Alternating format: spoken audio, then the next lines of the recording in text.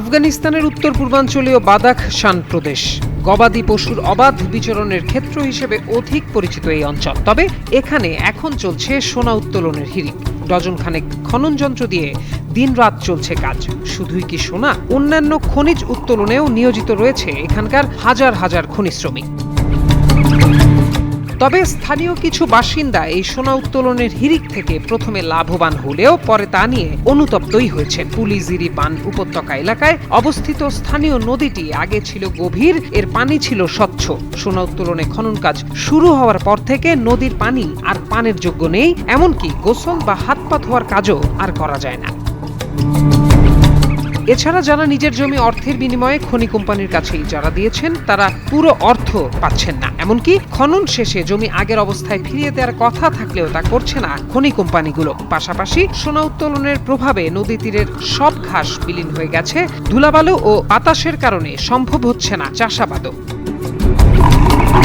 5 বছর আগে অভ্যুত্থানের মাধ্যমে আফগানিস্তানের ক্ষমতায় ফিরে আসার পর তালেবান কর্তৃপক্ষ খনি খাতের ব্যাপক সম্প্রসারণ ঘটায়। রাষ্ট্রীয় আয় বাড়ানোর লক্ষ্যে তারা আফগানিস্তানের বিশাল ভূগর্ভস্থ খনিজ সম্পদ কাজে লাগানোর চেষ্টা করছে। বাদাখশানের খনি বিভাগ সংবাদ মাধ্যম এএফপি-কে জানায়, খনন সম্পৃক্ত 650 থেকে 700টি কোম্পানি নিবন্ধন করেছে, যেখানে কাজ করছেন কয়েক হাজার শ্রমিক।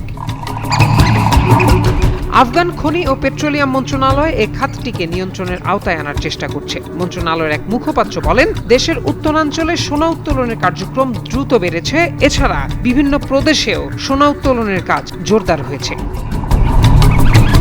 গবেষকরা বলছেন, যুদ্ধের আগে কয়েক দশক ধরে খনি খাত থেকে মূলত তালেবান সহ সে সময়ের বিদ্রোহী গোষ্ঠীগুলো ও দুর্নীতিগ্রস্ত সরকারি কর্মকর্তাদের সঙ্গে সংশ্লিষ্ট স্থানীয় প্রভাবশালী ব্যক্তিরাই লাভবান হতেন। এ ধারা এখনো রয়ে গেছে।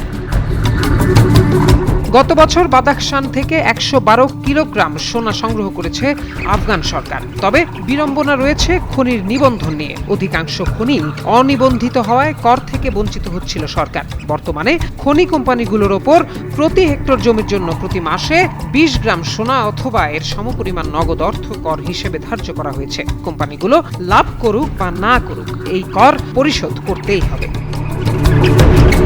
প্রত্যয় দাস, যুগান্তর নিউজ।